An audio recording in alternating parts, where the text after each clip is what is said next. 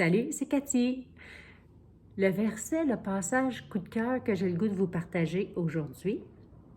La semaine passée, je vous ai partagé un verset sur les oiseaux, comment Dieu prend soin des oiseaux, donc à combien plus il va prendre soin de nous. Puis c'était quelque chose que ma mère répétait.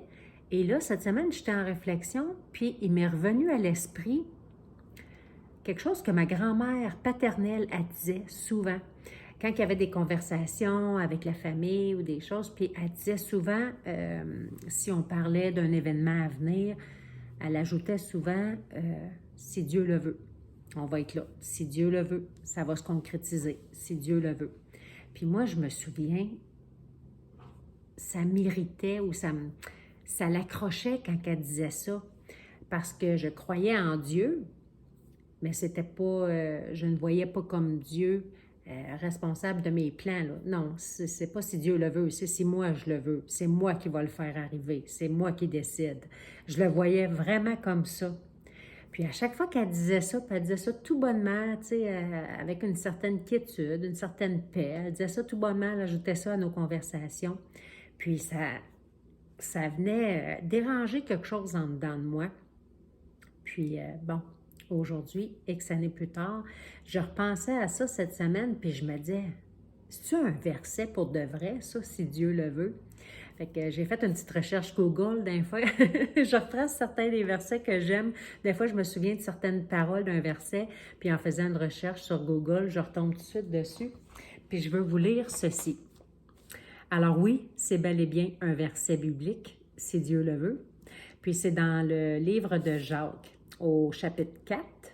Je vous lis les versets, la fin du chapitre 4, à partir du verset 13. À vous maintenant qui dites, aujourd'hui ou demain, nous irons dans telle ville, nous y passerons une année, nous y ferons des affaires et nous gagnerons de l'argent. Vous qui ne savez pas ce qui arrivera demain. En effet, qu'est-ce que votre vie? C'est une vapeur qui paraît pour un instant et qui paraît ensuite, qui disparaît ensuite. Vous devriez dire au contraire, si Dieu le veut. Nous vivrons et nous ferons ceci ou cela. Si Dieu le veut, on fera ceci, on fera cela. Fait que là, j'étais comme, ah, c'est vraiment un verset biblique. Aïe, aïe, je trouvais ça beau. Puis j'avais le goût de vous partager.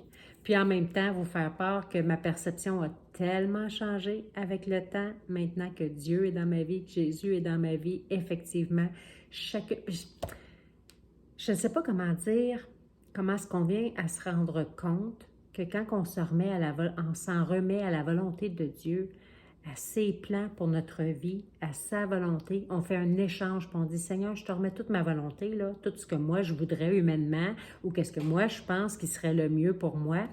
Puis non, je m'en remets à tes plans, Seigneur, que ta volonté soit faite, que tes plans s'accomplissent.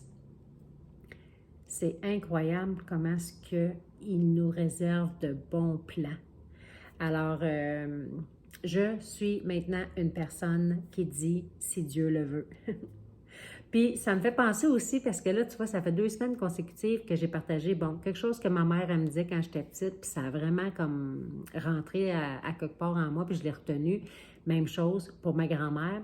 Donc, si vous êtes des personnes croyantes, peu importe votre âge, que vous soyez dans la vingtaine, la trentaine, que vous soyez des parents avec des enfants adultes, que vous soyez des grands-parents, à ne pas négliger comment est-ce que de doucement dans nos paroles, d'un fois, de glisser des versets bibliques, puis de mentionner que ça vient de la Bible, où tu vois, même pas une obligation de dire que ça vient de la Bible, mais de simplement prononcer des paroles de Dieu.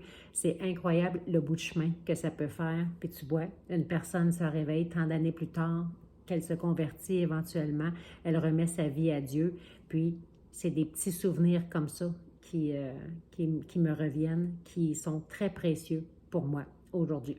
J'espère que c'est un encouragement pour vous qui m'écoutez, qui êtes croyants, à quel point ça peut faire une différence. Puis pour les personnes non croyantes, ben peut-être qu'il y a plein de choses, de paroles que vous trouvez vraiment agréables, des patois des fois qu'on utilise. C'est tellement le fun des fois d'apprendre que, savais-tu, c'est dans la Bible cette parole-là. Alors voilà, merci.